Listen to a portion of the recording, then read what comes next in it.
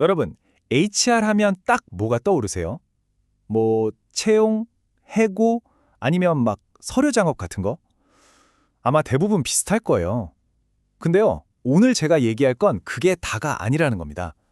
사실 HR은요, 조직의 성과를 아예 설계하는, 그러니까 핵심 엔진 같은 거거든요. 자, 지금부터 우리가 알던 HR이 얼마나 달라지고 있는지 한번 제대로 파헤쳐보죠. 자, 이 질문부터 한번 시작해볼까요? HR, 진짜 그냥 사람 뽑고 내보내는 그런 지원 부서일까요? 절대 아니죠. 이제는요, 조직의 성장 전략을 같이 짜고 그 전략이 진짜 돌아가게끔 시스템을 만드는, 어떻게 보면 가장 중요한 전략 파트너가 됐어요. 이 문장, 와, 진짜 한번 생각해보게 만들지 않나요? 성과는 사람이 아니라 시스템이 만든다. 엄청난 통찰이에요. 보통 우리는 막 슈퍼스타 한두 명 데려오면 다 해결될 거라고 생각하잖아요. 근데 이제 그런 시대는 지났어요. 진짜 꾸준히 성과를 내려면 결국 잘 짜여진 시스템이 있어야 한다는 거죠. 그리고 바로 그 시스템을 설계하는 게 바로 미래 HR이 해야 할 일의 시작점이라는 겁니다.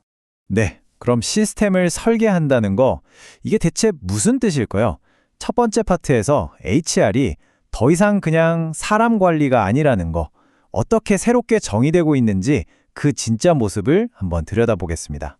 자, 이게 바로 새로운 HR의 정의인데요. 여기서 진짜 중요한 키워드는 바로 시스템 설계 기능이에요.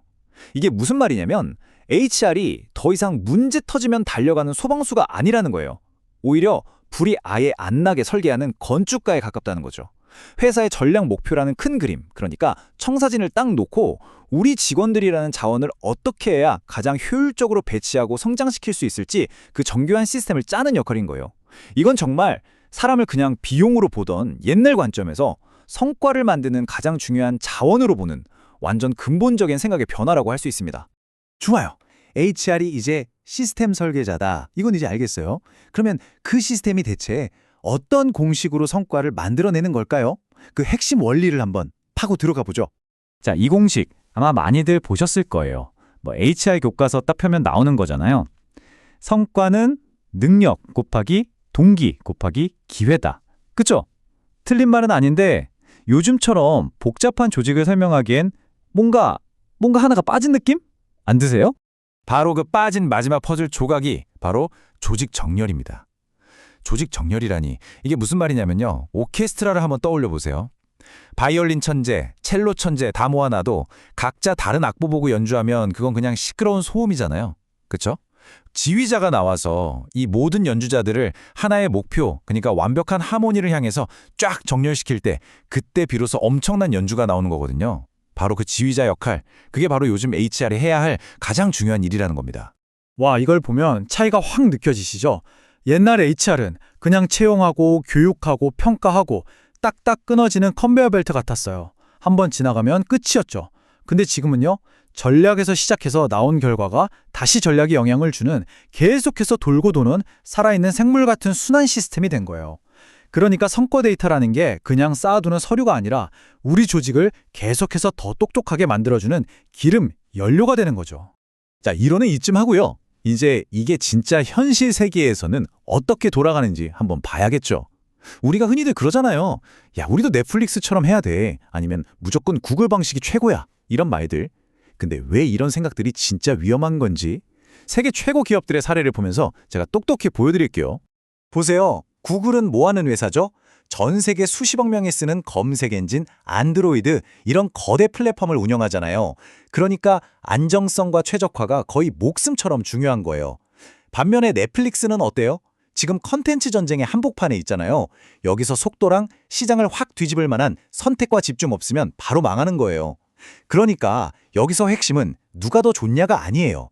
각자 자기 회사의 생존 전략에 딱 맞는 HR 시스템을 정말 철저하게 의도적으로 설계했다는 거, 바로 이 점을 봐야 합니다. 구글의 힘은 뭐 말할 것도 없이 데이터죠. 모든 걸 데이터로 결정하니까 효율성은 진짜 끝내줘요. 근데 여기에도 단점은 있어요. 뭐든지 데이터로 증명해야 되니까 이거 그냥 느낌이 좋은데? 하는 직관이나 데이터로는 설명 안 되는 그런 미친 아이디어가 나오기 힘든 구조예요. 최적화만 계속 하다 보면 어느 순간 혁신이 멈춰버릴 수도 있다는 거죠.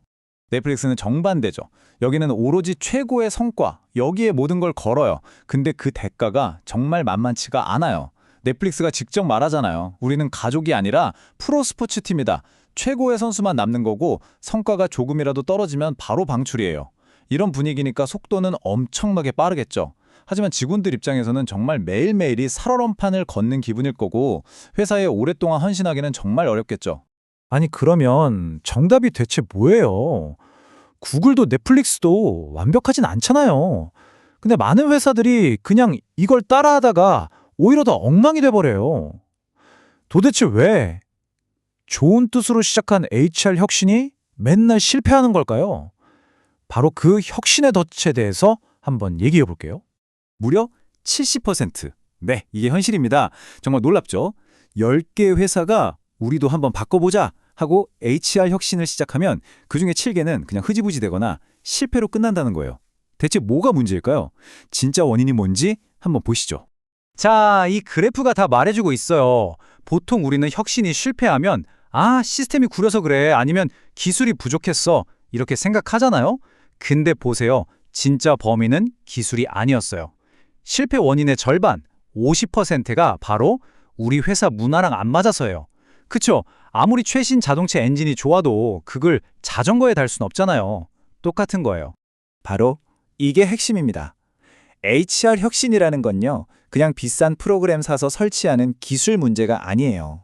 우리 조직의 문화, 전략, 그리고 사람, 이 세 가지를 하나로 맞추는 전략의 문제라는 거죠. 이 본질을 놓치면 아무리 돈을 많이 써도 그 시스템은 그냥 창고에서 먼지만 쌓이는 또 하나의 실패작이 될 뿐입니다. 자, 이제 실패 원인은 알았으니까 어떻게 하면 성공할 수 있는지 그 방법을 찾아봐야겠죠? 그냥 뜬구름 잡는 얘기 말고요. 진짜 기업들이 자기들만의 문제를 어떻게 찾아내고 기술을 똑똑하게 이용해서 시스템을 만들었는지 실제 성공 사례들을 보면서 그 해답을 한번 찾아보겠습니다. 국내 기업들 사례를 보면 이게 더 와 닿아요. 자, 쿠팡. 로켓 배송 때문에 초효율이 생명이잖아요. 근데 그러다 보니까 직원들 번아웃도 심하고 이직도 많았어요. 이게 문제였죠. 그래서 어떻게 했냐? AI로 이 사람이 곧 그만둘 것 같다 예측하고 웨어러블 기기로 업무 강도도 조절해주면서 인간적인 보호 장치를 만든 거예요. 네이버는 어때요? 네이버는 자율성이 핵심 문화인데 이게 가끔 의사결정을 너무 느리게 만들었거든요. 그래서 문화를 없애는 대신에 데이터를 이용해서 서로 뭘 하는지 투명하게 보게 해서 자연스럽게 협업하고 조정되게 시스템을 짠 거죠. 마지막으로 삼성. 거대 조직이니까 안정성은 최고지만 관료주의가 늘 문제였어요.